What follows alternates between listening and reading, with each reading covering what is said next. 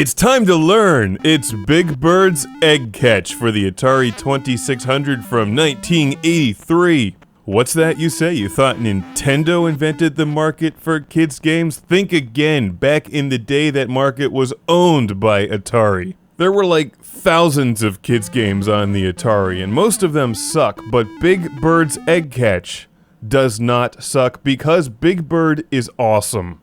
As far as I'm concerned, Big Bird is the king of Sesame Street, and this game would never get made today, not because it's simple and kind of boring. This game would never get made today because Big Bird has been dethroned by Elmo, and the rest of Sesame Street has just been relegated to the background. Elmo is like Huey Lewis, and Sesame Street has become the news. They're the backup dancers. And such amazing characters as Big Bird Cookie Monster and Oscar the Grouch never really star in their own material anymore, at least not as much as they used to. That's why I like this game. It's just a good trip down memory lane back to when Bert and Ernie, Snuffleupagus, and Big Bird really ruled the airwaves and had such power that they convinced the producers to get their own video games. Big Bird's Egg Catch.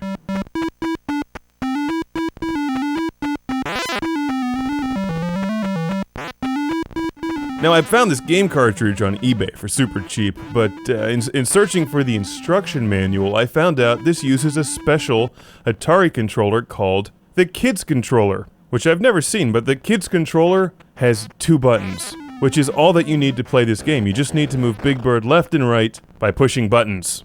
Why didn't they use the joystick? I have no idea. But it doesn't matter because the Sega Genesis controller, which has a D-pad and 3 buttons, works just fine. You don't even use the D-pad or the joystick in this game. You just push buttons, which make Big Bird move left and right and catch eggs. Although I should note that the buttons are actually flipped on the Genesis controller.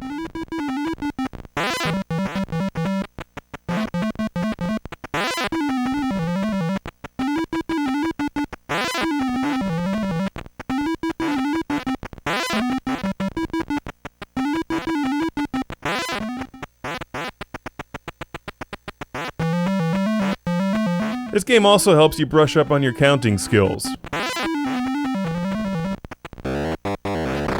Oh, I dropped an egg! Oh no! Time to make an omelet. You know, if you think about it, wouldn't that be particularly disturbing for Big Bird?